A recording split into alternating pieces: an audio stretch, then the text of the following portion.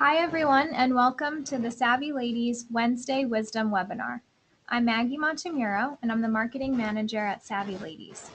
If you have any questions during the webinar, you can type them into the chat box, and if you're joining us by phone, email your question to info@savvyladies.org.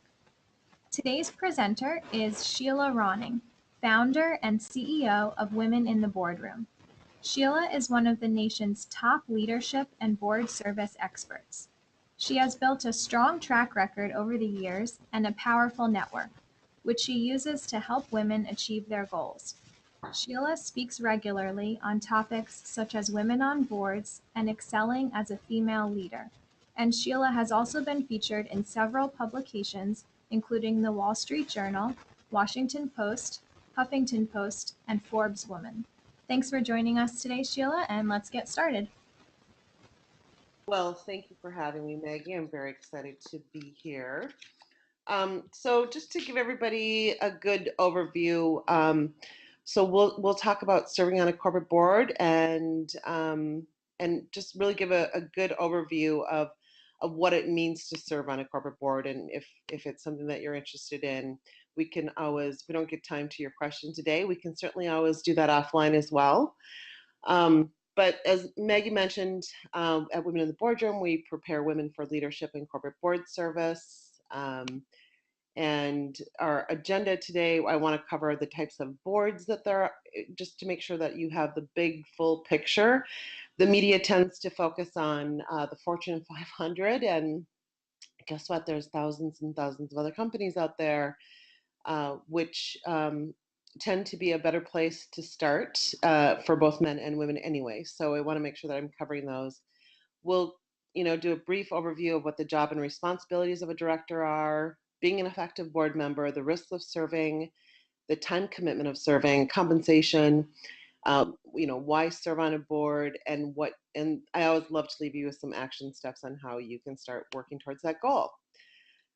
So I know we have 30 minutes, and now, well, we have 27 now, but so I'm going to go through this pretty quickly, but and I'm more than willing to take your questions as we go through. So feel free to just put those questions in the chat area whenever something pops up. But just a brief overview of the different types of boards. There's public boards, there's privately held company boards. Of course, the public ones are the ones that are traded on NASDAQ and the New York Stock Exchange, et cetera. And those public boards are under a lot more scrutiny, as they should be, than the privately held company boards. But the privately held company boards could be family-owned boards. It could be a venture-backed board, many different types of boards, and not all private companies are small companies either. Another great type of board is a for-profit advisory board. Those are not just startup company type boards, but a lot of the larger, even Fortune 500 companies have advisory boards. So like a Walmart or Wells Fargo, Toyota, and we'll get more into this later, but even though we're not a search firm, we do get in a lot of board openings, and one of the board openings came from Toyota one year, a couple of years ago, and it was for their diversity advisory board. And guess what? It was four meetings a year, and they paid $100,000 and gave you a car. So not a bad gig. And then, of course, there's the not-for-profit boards, which we don't focus on the not-for-profit, or actually, I should say we don't focus on boards that don't pay you. I always say I have no desire to help women volunteer one more minute of their time. You guys do such a great job on your own of doing that. You don't need to pay me to help you with that. Now, I get asked all the time, can serving on a nonprofit board help you on your path to the corporate boardroom? And so these are kind of my rules, if you will, for if it will help you. And I first want to say that I'm definitely not saying that women should stop doing their charitable work. I mean, there's so many great charitable organizations out there, including Savvy Ladies, which is an amazing organization. So if you're going to serve, make sure that you're extremely passionate about it. Make sure it's a large nonprofit, that it's a well-run board, so that you're learning good corporate governance. And these are just my rules if you're wanting to eventually serve on a corporate board and use that nonprofit to help you get there. make sure you're taking a leadership role, know what the expectations are, whether it's, the give and the get. We all know that you either have to fundraise a bunch of money or write out a check. Just make sure you know that ahead of time. Make sure you're clear about that time commitment. Do they want you for 1 or 3 years or 5 years? And is it for 5 hours a week or 5 hours a month? Um, and then it's always really great to have men at the table because we know they're the ones who are serving on those corporate boards. Now, you can't just put that you've served on a nonprofit board on your board bio or your professional profile and think that it will help you get that corporate board seat. But if you follow these 6 bullet points, it'll give you some help as far as experience and networking. So the job and responsibilities of a director really hire, evaluate, and fire the CEO. You are approving and overseeing the strategy. You're bringing in other directors, of course, and it's really all about monitoring and approving that audit, governance, compensation, and all the other processes that they comply with regulators. Overseeing the financial performance, of course, is definite. Being an effective board member. Now, we get asked this question all the time. Well, once I get there, I want to make sure that I'm the best board member possible. And well, of course, we want you to be that too. It's important to know the company. So, make sure that you're setting those Google alerts for that company, doing some research on them. And that should even be done before you accept that board seat as well. You really want to make sure that you are doing some due diligence before you say yes to any board seat. But going back to being an effective board member, not only knowing the company and keeping tabs on them, you could go out if they have, different plants. You can go out and if they're a manufacturer and they have different plants, go out and visit those or retail stores. Make sure that you're staying connected to that company and on top of what's going on with them. Of course, it's preparing extensively before each meeting. There will be most likely a big board packet that is sent to you either in the mail or electronically, and you need to make sure that you are reading through that. I know for some boards, they've said it takes a full day just to go through that board packet. So very important to do before the board meeting. Of course, get along with your fellow board members. That is definitely key. You don't want to be in a situation where everyone's arguing with each other. You're certainly not going to get a lot done in a board meeting then.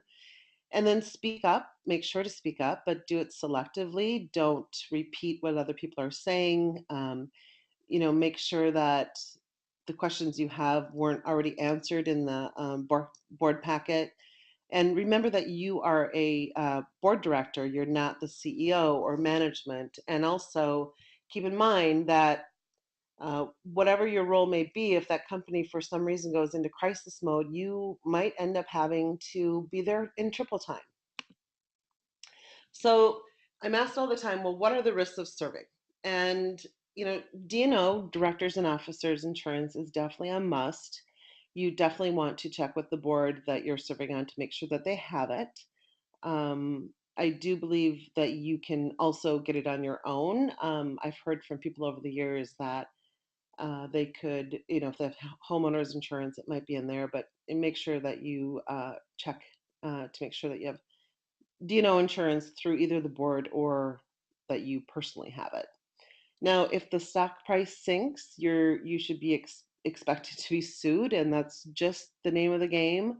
All of those shareholders will wonder why, why they lost money, and they're going to come to you because you're in the top job, and they're going to hold you responsible. So you can expect to be sued. Perform your duties diligently, be able to show that you followed a responsible process, and you'll be fine. But make sure that you're performing your duties diligently, right? And then lastly, in regards to risk, one thing that can't be covered under D&O insurance is your reputation. So again, I cannot stress enough to make sure that you are doing your due diligence prior to joining that board. You want to check out the other directors. Of course, you're wanting to check out the company, top management, and even the audit company that they're using. So time commitment for serving, we hear that on average for public boards that it can be anywhere from 250 to 300 hours. That certainly includes, that board meeting prep, reading those, board materials, committee meetings, and also the board meetings. And but again, just another reminder: if that company goes into crisis mode, it could triple that. I've certainly heard from a lot of public board directors that that is very high. Um, so you'll just have to keep it in mind and really do a good job of in the interview process of figuring out what is the standard amount of hours that other directors are putting in, and is it a good fit for you? Now, a privately held or advisory board you know, can certainly be more, but most of the time it is drastically less. I mean, I know for my company, Women in the Boardroom, and it is a for-profit. I have an advisory board, and they are, putting in less than 60 hours a year. So I just about said a month. I wish I could have them put 60 hours in a month. That would be so great for the amount of money I'm paying them. I'd be doing really well.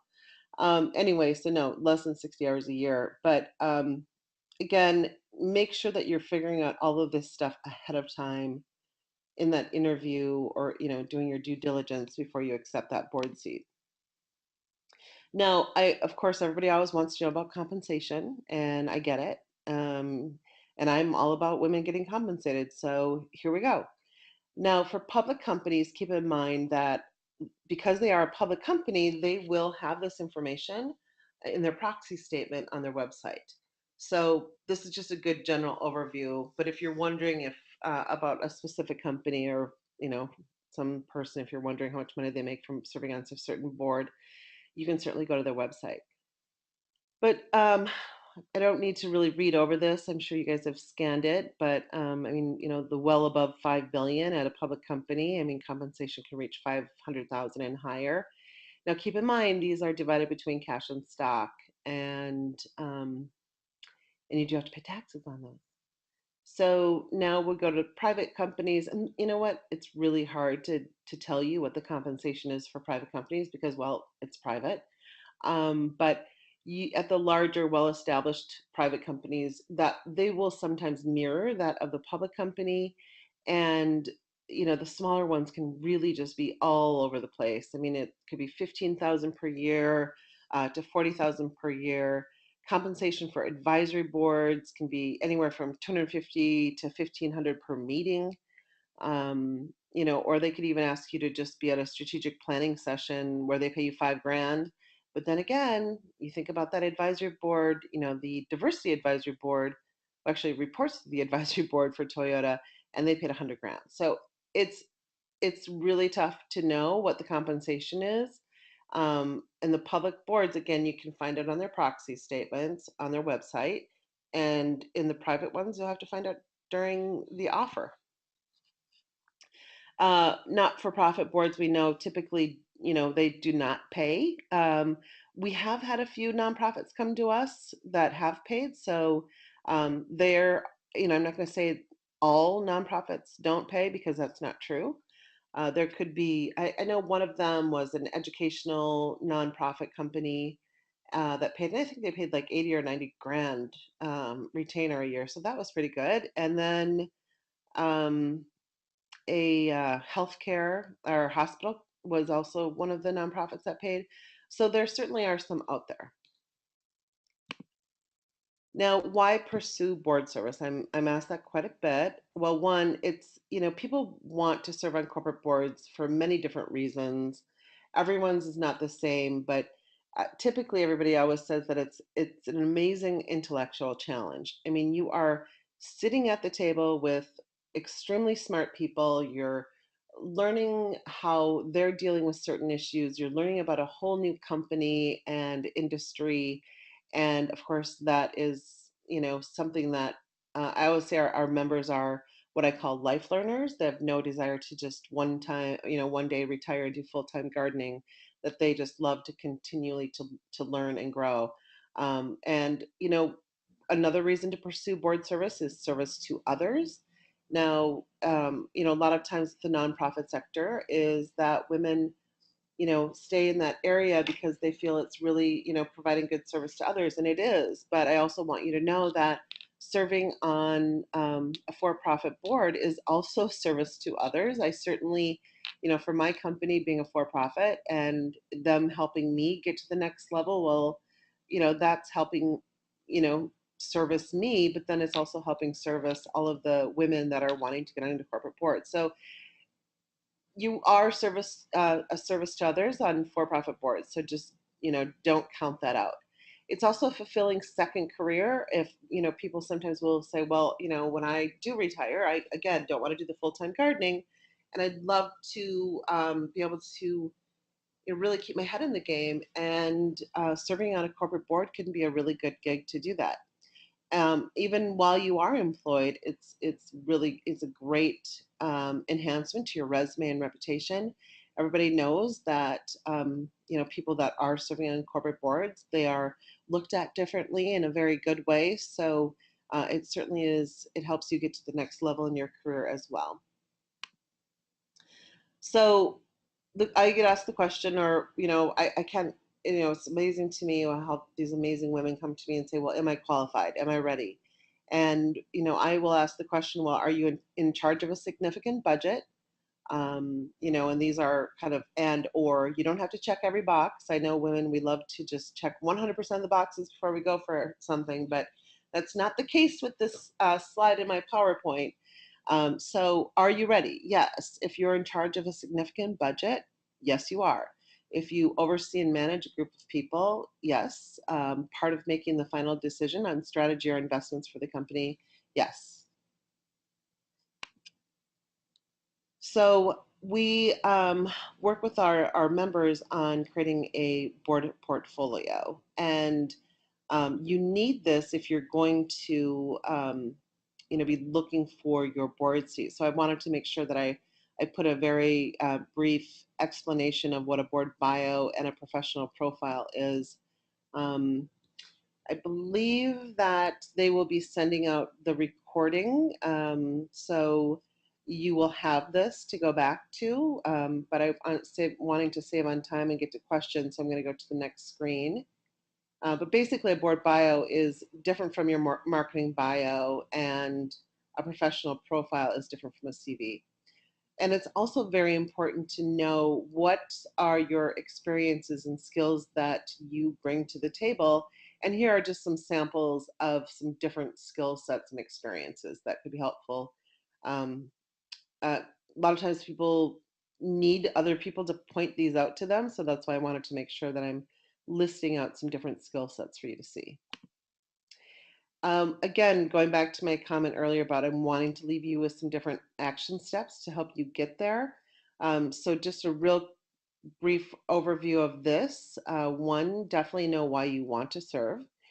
Develop a plan of action to get you there. Have those board documents that we just went over that really help highlight your background for board positioning. Know what your value proposition is. What are your skill sets? What do you bring to the table? Your personal brand is key. Make sure that you have an excellent reputation in your main industry and job. And also, really, you need to be known as a thought leader. And that could be that you're writing blogs, or on LinkedIn you're writing those pulses, or you're out speaking. I've had a lot of members get onto boards from public speaking. Make sure that you're always bringing your A game to whatever you do. Everybody is always watching. Educate yourself on board responsibilities. This does not mean that I'm telling you to go take a 2-month course somewhere and get another degree. That is not what I'm saying, again, because I know women so well. You can educate yourself by Googling anything in related to board service, and you will find a webinar on it, or you will find a YouTube video on it, or you will could read a white paper on it. But you just need to familiarize yourself, educate yourself on what the board responsibilities are. If you have no board experience, and we talked about those nonprofits earlier, but also more specifically, look at hospital boards, government commissions and committees, or talk with entrepreneurs and volunteer to serve on their advisory board. And if they don't have an advisory board, tell them they need one. And then you can be on that advisory board. A really great book for them to read, you to read, would be a book. It's called Built to Scale. It's by Marissa Levins. She's actually out of DC. Really quick, easy read on what an advisory board. It's really written for the entrepreneur, but obviously, even if you're not an entrepreneur and you're interested in serving on advisory boards, it's still a great read for you. Again, it's called Built to Scale. And while you're on your board journey, make sure that you realize that there's no quick way into that top job. On average, we hear that it takes 3 to 5 years to get onto your first board once you start really putting the effort into it. But listen, I have created this program where we know it works, and it works faster than that, but you're always going to have to do the work. And I say, listen, if our members do not have at least 5 hours a month to dedicate to working on this goal, then don't do it. And don't forget to tell the people that you know that you're seeking a board seat, but make sure that you're being specific when you're doing that. So, I mean, we hear all the time that networking is your key to the board seat, and it's absolutely true. Who you network, how you network, what you say to them, all of those things are so important. We always, I'm going to go back to the screen. So, we have a very structured networking process that I put our members through, that I've created over the years. And, it's basically, know who your influencers and your connectors are. Influencers being the people that obviously have can influence a decision, and connectors are people who are extremely well connected and are energized by connecting people. They don't all have to be serving on a corporate board.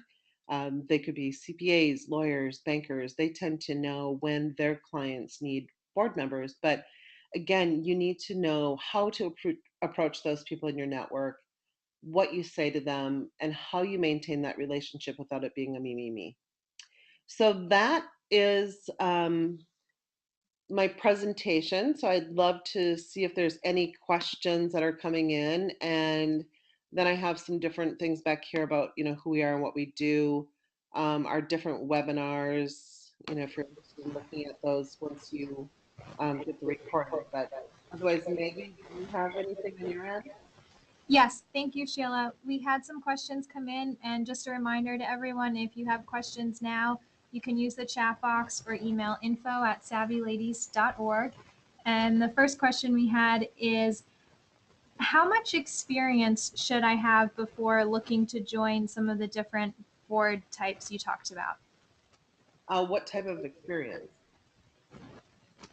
The question is how much. I'm not sure if it means Okay. length of experience. Right. So if we go back to this one slide, because I'm thinking she probably wants to know if she's qualified. And where is it? Are you ready? So if we look at this one, I hope I'm answering the question when I tell you that if you are in charge of a significant budget and or you are overseeing and managing a group of people, you are qualified now. Also, if you're part of making the final decision on strategy or investments, you are qualified now. So start going for it now. And you don't want to, listen, I mean, we hear all the time that, Harvard Business Review came out with that study not too long ago that they published on how women feel the need to check 100% of the boxes before they go for something. And we really need to stop that. Okay, great. Thank you. And the next question we have is it reasonable to ask to sit in on a board meeting when I'm considering joining a board? No, it's not allowed. It might be for a nonprofit, but it wouldn't be for a paid board seat, no. Okay, thank you. And the next question is, what can I do if a board that I'm considering joining has a required term, like a 3-year term of service, and I'm not certain that I can commit to that amount of time yet? then don't take it, because you once you commit to taking it, they've told you what their requirements are, and it's not going to be good for your reputation if you don't stick with your commitment. Okay. And Sheila, did you want to talk about some of the women in the boardroom information at the end of your presentation here? Yeah, I just always hate that whole self-serving thing, but thank you. I will. I mean, just like with these webinars that we have, there are some free webinars on our website too. There's so much information on there that really can help you, that you don't have to pay for. And you can join our LinkedIn group, our Women in the Boardroom LinkedIn group. Everybody's always posting some great stuff on there. Um, but there is like this how to network yourself into corporate board seat. I mean, these webinars are $50 a piece, but we do also have an unlimited virtual event membership too for $295 too. So that's a great deal as well, because we have over like 70 or 80 webinars, and it's not only boardroom topics, but it's also leadership topics. um so there's and like when you see the fourth one down of what to do before your board interview, those are really some great webinars on what to ask in that board interview. And then like the last one, the LinkedIn and cover letters, I mean, I'm hoping you guys all know how important it is to have your LinkedIn profile up to date, and how people these days are looking at that to decide if they even want to talk to you in the first place. Um, and then just, there's a lot of information, very small print on this page, but if you're interested in learning more about what we do, you certainly can go to our website at womenintheboardroom.com. And under the membership section, there is even a video there where I talk more about who we are and what we do, and it gives a really good overview. And I also included our frequently asked questions section on that as well. Okay, great. Thanks for sharing that with us. We did want to let everyone know about the great resources there are and the services that you offer. So with that being said, thank you again, Sheila, for a really great presentation, and thanks to everyone who joined us. We hope that you'll be joining us again. And thanks so much, Sheila. Thank you, Maggie. I love Savvy Ladies. You guys are awesome. Thank you. Have a good day. Thanks, you too. Bye bye. Bye.